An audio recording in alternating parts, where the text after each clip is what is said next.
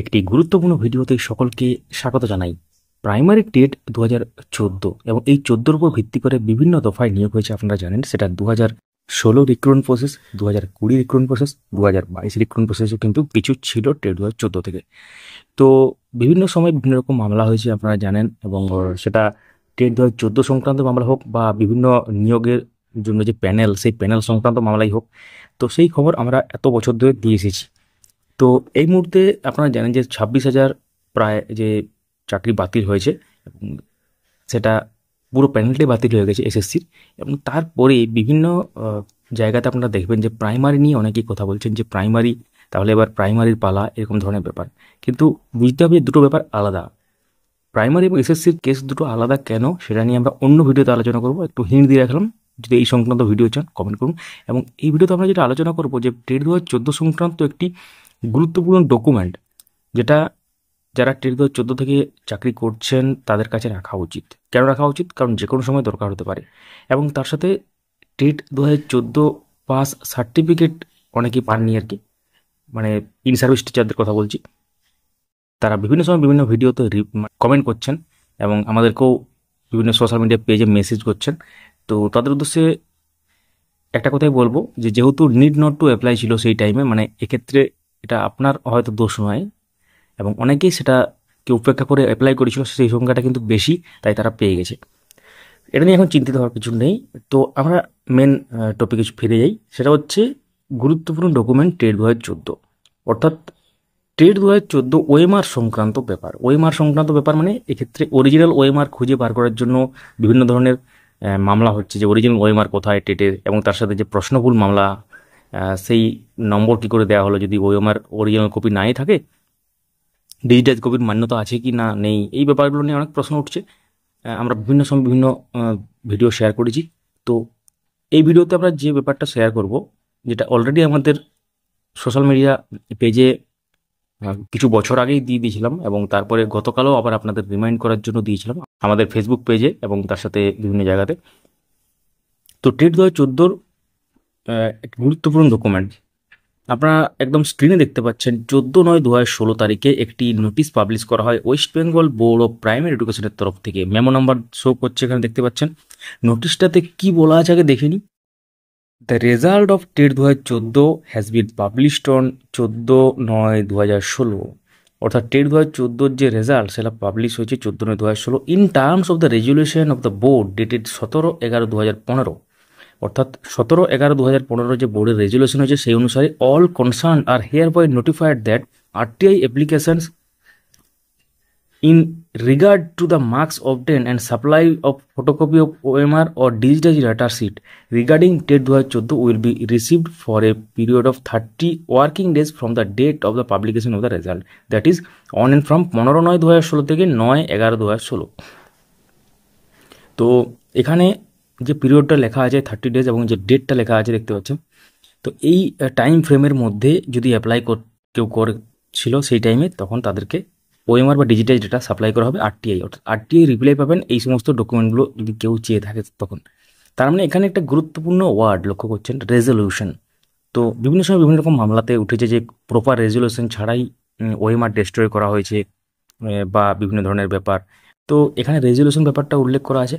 এবং সেক্ষেত্রে আরেকটা ব্যাপার আমরা দেখিনি, during working hours except holidays at the board office no application will be entertained beyond the time and date specified above। তো এটা হচ্ছে একটা গুরুত্বপূর্ণ ব্যাপার গেল,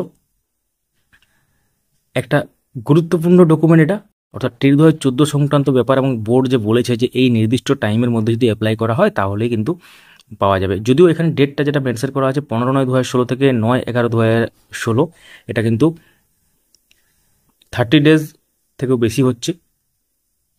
তো এখানে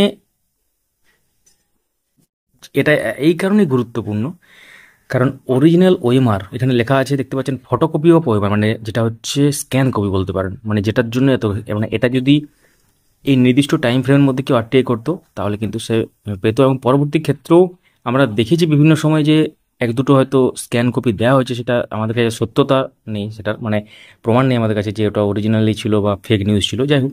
তো এটা ভিডিওর আকারে এই জন্য নিয়ে আসা, অনেকেই বুঝতে পারছিলেন না যে এই ব্যাপারটাতে কী লেখা আছে। তো সহজভাবে আমরা বোঝাবার চেষ্টা করলাম। তো এরপর আমরা চলে যাব একটা গুরুত্বপূর্ণ মামলাতে, যেখানে টেট 2014 সংক্রান্ত একটা কেস ডিসমিস হয়ে গেছে। কারণটা আপনারা অবশ্যই জানতে পারবেন কেন হয়েছে, কী ব্যাপার। চলুন তাহলে সেই মামলার অর্ডার কপিতে চলে যাই। এই সমস্ত যে ডকুমেন্টগুলো আমরা শেয়ার করছি, এগুলো আমাদের টেলিগ্রাম চ্যানেলে অলরেডি 1-2 বছর আগে বা আরও আগে দিয়ে দেওয়া হয়েছে। যখনই নিউজগুলো আসে আমরা আমাদের টেলিগ্রাম চ্যানেল দিয়ে থাকি, এবং তার সাথে টেট 2014 পাস ক্যান্ডিডেট বা টেট 2014 অ্যাটেন্ড করেছিলেন এমন ক্যান্ডিডেট যদি ভিডিও দেখছেন, তাহলে তাদের উদ্দেশ্যে বলবো যে শুধু টেট 2014 সংক্রান্ত ডকুমেন্ট নয়, বিভিন্ন সময়ে প্রাইমারি সংক্রান্ত যে নোটিফিকেশান বা ডকুমেন্টগুলো আসে, কেসের অর্ডার কপি বলুন, সেগুলো আমাদের টেলিগ্রাম চ্যানেলে অলরেডি আছে। আপনারা একটা কাজ করবেন, টেলিগ্রামে গিয়ে সার্চ করবেন আপডেট মাস্টার 4, বা আমরা ডিসক্রিপশনে লিঙ্ক দেবো আমাদের যে অফিসিয়াল টেলিগ্রাম চ্যানেল। সেখানে গিয়ে টেলিগ্রামে জয়েন করার পর টেলিগ্রামে একটা সার্চ অপশান থাকে, সেখানে সমস্ত রকম সার্চ করা যায়, ডকুমেন্ট, ফাইলস, সব কিছু। তো সেখানে সার্চ করবেন, যেটা দরকার পেয়ে যাবেন।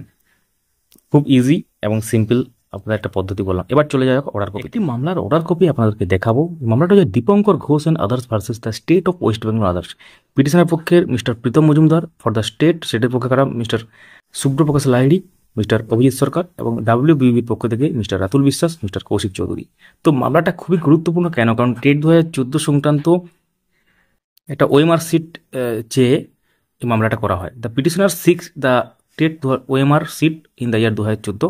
দে have waited until the year 2024 for filing the writ application.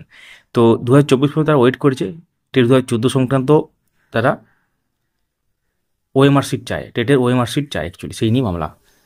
The court is considering the writ petition filed in the year 2022 in respect of the same date 2014 সংক্রান্ত যে ব্যাপার সেটা কিন্তু কনসিডার করেছিল রিট পিটিশন 2022 পর্যন্ত, এই 22 আর কি অ্যাকচুয়ালি করা হয়েছিল। The petitioners must therefore be deemed as fence sitter they did not bother to apply for the OMR sheet in terms of the notification of the board dated September 14, 2016। তো এখানে যেটা বলা হয়েছে উল্লেখযোগ্য, একটু আগে ডকুমেন্টটা কেন দেখালাম আমরা, অ্যাকচুয়ালি নোটিফিকেশনটা কেন দেখালাম, সেটার কারণ আছে। দেখতে পাচ্ছেন বোর্ডের নোটিফিকেশন অনুসারে তারা অ্যাপ্লাই করেনি, এবং তারা এতদিন দেখছিল, এক সহজভাবে বললে কী হয়, এতদিন তারা অ্যাপ্লাই করেনি, এতদিন দেখছিল বসে বসে, গুরুত্ব দেয়নি ব্যাপারটাতে, সেটা কিন্তু বলা হয়েছিল। এবং এই সংক্রান্ত একটা ব্যাপারে 2022 সালে কিন্তু রিট পিটিশনটা ফাইল হয়েছিল, যেটা কনসিডার করা হয়েছিল 2022-এর। The writ petition is therefore hopelessly barred by delay at laches. মানে যেহেতু এটা দেরি হয়ে গেছে মামলাটা করতে এবং ল্যাচেস, সেই জন্য তো এটাকে মানে এটা কিন্তু বার্ড করে দেওয়া হয়েছে, অর্থাৎ এটা খারিজ করে দেওয়া হয়েছে actually petition. No relief can be granted to the petitioner.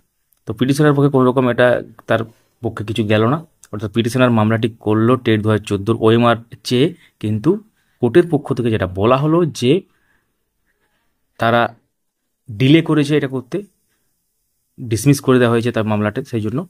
তো এটাও একটা বড় ব্যাপার। টেট 2014 যখন তখন খুঁজলেই কি ওএমআর পাওয়া যায়, এটা একটা ব্যাপার বুঝতে হবে। আমরা কোনো টেটের পক্ষে বা বিপক্ষ নেই, অরিজিনাল যে ফ্যাক্ট সেটা আমাদের চ্যানেল থেকে শেয়ার করা হয়। অনেক বছর ধরে আমরা এই কাজ করে আসছি, আপনারা জানেন। যারা অনেক দিন ধরে যুক্ত আছেন, যারা নতুন যুক্ত হলেন, তারাও হয়তো জানছেন আস্তে আস্তে। তো সঙ্গে থাকুন, আমাদের চ্যানেলটিকে সাবস্ক্রাইব করে পাশের বেল আইকন প্রেস করে অল করে দেবেন, এবং যারা ফেসবুক থেকে দেখছেন আমাদের এই পেজটিকে ফলো করতে ভুলবেন না, এবং মূল্যবান মতামত কমেন্টে জানাতে ভুলবেন না। এবং টেট 2014 বা আদার্স প্রাইমারি রিলেটেড যদি কোনো প্রশ্ন থাকে, এই ভিডিওর নিচে কমেন্ট বক্সে আপনারা লিখুন। আমরা প্রত্যেকটি কমেন্ট পড়ব এবং উত্তর দেওয়ার চেষ্টা করব। Thank you.